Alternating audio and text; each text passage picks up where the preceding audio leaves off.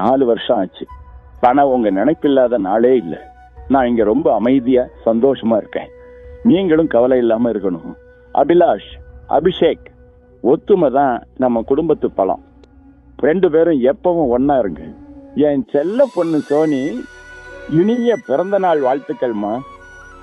நீ எப்பவும் சிரிச்சுக்கிட்டே இருக்கணும். உன் கல்யாண வாழ்க்கை ரொம்ப அழகா அமைய கடவுள்கிட்ட நான் வேண்டிக்கிறேன்.